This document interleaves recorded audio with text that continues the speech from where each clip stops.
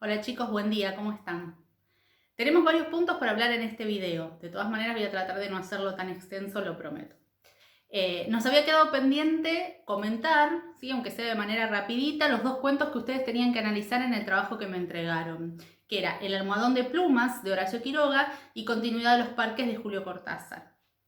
Vamos primero al de Quiroga, que nosotros lo habíamos leído mucho cuando trabajamos literatura realista, ¿sí? Ahora les di este que hace un salto del realismo a lo fantástico, pero lo hace de una manera magistral y tiene el elemento por excelencia del relato fantástico, que es esto de presentar una realidad aparentemente real que se rompe con un hecho sobrenatural que por lo general aparece al final. Esta definición le encaja perfecto a este cuento. Nosotros nos enteramos que el cuento es fantástico o que hay un elemento sobrenatural recién al final, cuando la sirvienta encuentra en el almohadón este parásito. Incluso muchos de los lectores pueden dudar de si es un cuento realista o no, si esto podría pasar en la vida real. Evidentemente no puede pasar. Fíjense las dimensiones que toma este parásito y la velocidad con que vacía el cuerpo de Alicia, ¿sí? Pero está muy bien presentado y Quiroga hace algo que es magistral. Porque yo tengo el cuento acá. Cuando llegamos al final, el cuento termina ya cuando nos enteramos que hay un parásito en el almohadón, que la causa de la muerte fue esa, ¿sí? Cuando dice, en 5 días, en 5 noches había vaciado a Alicia. El cuento termina ahí, no necesitamos más. Sin embargo, Quiroga agrega un párrafo más, ¿sí? Que dice: estos parásitos de las aves, diminutos en el medio habitual, llegan a adquirir en ciertas condiciones proporciones enormes. La sangre humana parece serles particularmente favorable y no es raro hallarlos en los almohadones de pluma. Con este final, ¿sí?, lo que hace es darle más realismo a la historia, ¿sí? Si bien el párrafo anterior es tremendamente fantástico y sobrenatural, agrega esto para decir, les dejo la duda, ¿sí? Y da una información aparentemente real, ¿sí? ¿Para qué? Para que al lector le quede esta sensación de me puede pasar a mí, y revisar el almohadón cuando se va a dormir, ¿sí? Controlar la almohada por las dudas. La idea es dejar esta sensación en el lector y creo que lo hace muy bien. Sí, los trabajos estuvieron muy bien, las interpretaciones de los cuentos perfectos. Yo no les había preguntado nada de este final a propósito, porque no los quería confundir y prefería darles yo esta explicación, ¿sí? Pero si alguno tenía la duda de si el cuento es fantástico o no, obviamente es fantástico, y la duda se las planta este último párrafo, ¿sí? Vamos a continuidad de los parques de Julio Cortázar.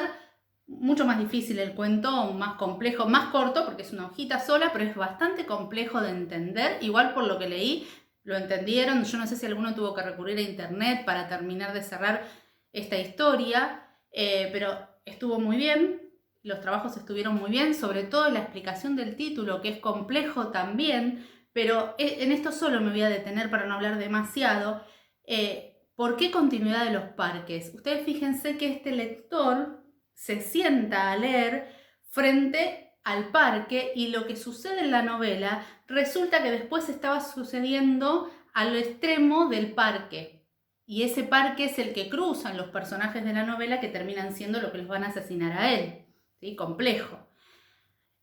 Ahí está el elemento sobrenatural, o lo que lo vuelve fantástico. ¿Cómo puede ser que lo que el protagonista está leyendo en realidad también le esté sucediendo? ¿Sí? Entonces, continuidad de los parques tiene que ver una de las interpretaciones, porque se los digo siempre, la literatura permite la ambigüedad y la multiplicidad de interpretaciones, pero una de las interpretaciones, la más común, es que el título hace referencia a ese parque que es el que une la realidad con la ficción, y es donde se confunde lo real con la ficción de esa novela que el personaje está leyendo.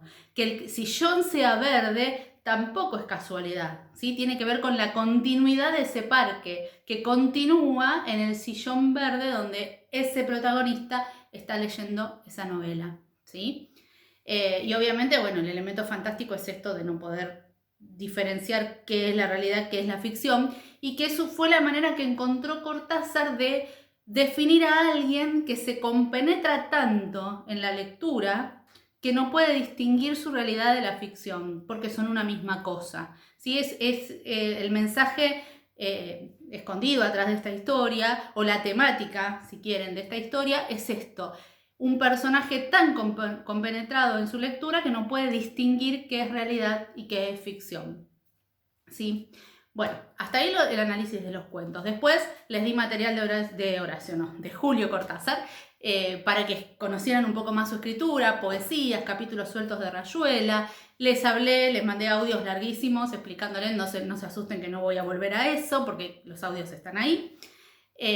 Pero bueno, estuve leyendo algunos, no llegué tampoco a corregir todos, pero estuve leyendo las devoluciones que me hicieron. A muchos les gustó mucho la poesía El Futuro, tremenda, tristísima esa poesía, para los que están pasando por alguna situación de desamor, pero es muy linda. Entonces, les voy a dejar como actividad, nosotros ahora tenemos, nuestra próxima clase sería el jueves que viene, que es feriado, así que no van a tener actividad, no van a tener video, no van a tener nada. Pero me voy a animar a dejarles una actividad un poquito más extensa que otras veces. Y bueno, vamos a tener 3 consignas. Síganme queriendo igual, a pesar de esto. Vamos a hacer una consigna de escritura que hasta ahora no hice con ustedes ninguna, ¿sí? O sea que igual va a ser súper libre, ¿sí? Por ser la primera escritura que hacemos, trabajo de escritura que hacemos, súper libre. Lo único que quiero es que hagan un texto que sea producto de lo que leyeron de Cortázar, ¿sí? Escriban o un cuento o una poesía, lo que quieran, que les haya inspirado la lectura de todos los textos que yo les mandé, más lo que habrán investigado ustedes, ¿sí? Puede ser con alguna de las temáticas que habló el autor, puede ser tratando de copiar el estilo del autor, jugando con el lenguaje, como hace en este capítulo 68 de Rayuela, que cuenta toda esta historia con palabras inventadas, que después, no en este video, después vamos a hablar de eso, la referencia puntualmente de ese texto. Pueden copiar ese estilo, lo que ustedes quieran, ¿sí? Pero bueno, un texto, no les voy a dar extensión, ni temática, nada. La consigna es escribir un texto que tome como punto de partida la escritura de Julio Cortázar, lo que estuvimos leyendo sobre Julio Cortázar. Ese es uno de los puntos. Y después les voy a dejar un cuento de Cortázar que se llama Casa Tomada, para que lean, es muy cortito. Y lo único que quiero es que me digan ¿de qué se trata? A ver, no de qué se trata. Les voy a contar más o menos el argumento para que entiendan la consigna. Son 2 hermanos que viven en una casa y en esa casa empiezan a escuchar ruidos. Yo quiero que me digan ustedes, para ustedes, ¿qué son esos ruidos que escuchan los personajes? Solo eso, ¿sí? Y les voy a dejar aparte otro cuento de Ray Bradbury, pero nada más que para que lo lean. Ese es un cuento un poquito más largo y ahí no tienen que hacer nada, solamente leerlo porque cuando cerremos con Cortázar vamos a pasar a ese cuento de Ray Bradbury que se llama El lago, ¿sí? Pero con eso nada más que leerlo, yo se los mando para que tengan el PDF. Entonces lo único que me van a tener que mandar dentro de estas 2 semanas es el trabajo de escritura y me contestan así, simple. Yo siempre les pido que escriban mucho, pero no en este caso. Me contestan qué son para ustedes los ruidos que escuchan esos personajes. Y después vamos a hacer un análisis bien de ese cuento, que parece un cuento simple, pero es un cuento muy importante en la historia de Julio Cortázar, ¿sí?